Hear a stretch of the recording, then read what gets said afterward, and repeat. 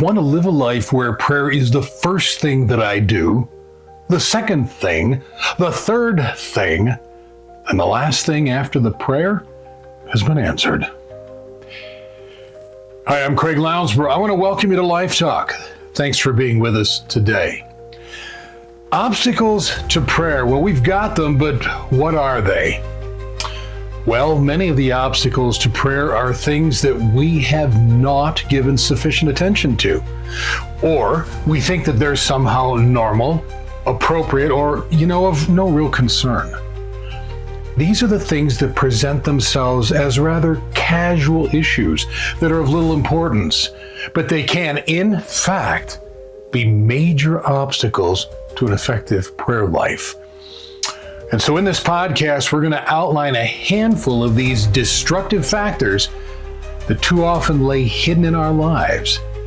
And in wondering how or why our prayer lives seem so ineffectual or hollow, we might ask if any of these factors have found a place of residence in our lives. First, sin. Sin is an intentional living outside of the will of God that places us at odds with who God created us to be. Sin is described as anything that separates us from God. And if we are engaging in such behaviors, we come to prayer already separated from the God to whom we're praying. Second, self-centered agendas. We tend to live out our lives based on our agendas and our perception of what is in our best interest. Therefore, we don't come to prayer seeking God's direction, God's will, God's insights, or God's perspective. No, rather we come with a prepared agenda where we wrangle with God in order to achieve these agendas or obtain the resources to achieve them. Third, distractions. Prayer becomes the thing that we squeeze into the many demands in our lives. It's something that sits somewhere near the bottom of the rather extensive checklist that outlines our obligations and our duties. We intend to give prayer space and time, but it often falls prey to the many other demands that press prayer off of our calendars. Fourth, it's what I call shiny objects and squirrels. There are many things that vie for our attention. And in reality, most of those things are not imperative to life and living, although we grant them that exact status. It's often assumed that if something in our life demands our attention, it's because ignoring it will have dire consequences, when in fact, deferring the majority of these things is unlikely to result in any consequence of consequence. As such, in the perpetual bombardment of an unnecessarily busy life, prayer is easily set aside. Fifth, lack of faith. We're lacking in faith.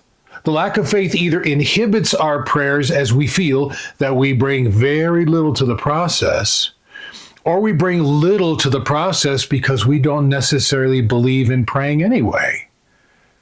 We've got to remember that the size of our faith only becomes an issue when we refuse to use the faith that we have. So use the faith that you've got to increase the faith that you don't have.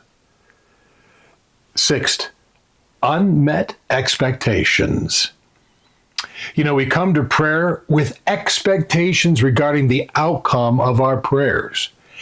If those outcomes are not achieved, we feel that prayer is ineffectual or irrelevant. If it fails to generate our prescribed outcomes, we're quick to label prayer as irrelevant or entirely powerless.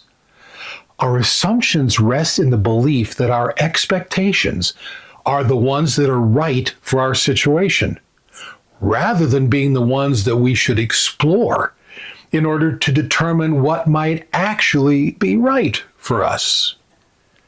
Seventh, a jaded heart. We feel that God has not answered our prayers in the way that we wanted, or in the time frame that we wanted. Or maybe he didn't answer them at all. We've found God disappointing, demanding, less than generous, absent, or a God that crushes our desires despite how passionately we bring them to him. We refuse to understand that God cannot fulfill many of our desires because it is the fulfilling that would do the crushing.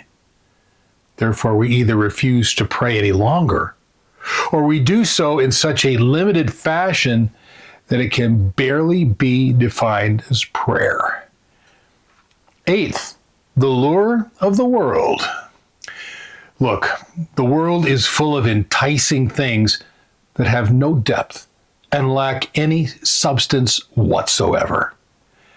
And therein lies the absurdity of it all. We chase after that which we believe will do the things that we're chasing them to do.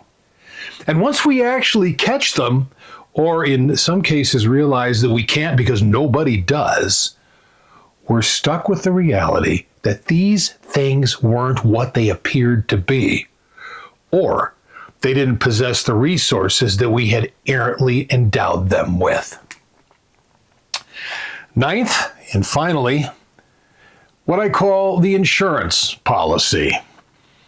Is prayer some supplemental thing that we do out of guilt or a sense of obligation, or to cover the holes that we might have left in our efforts to tidy up our lives?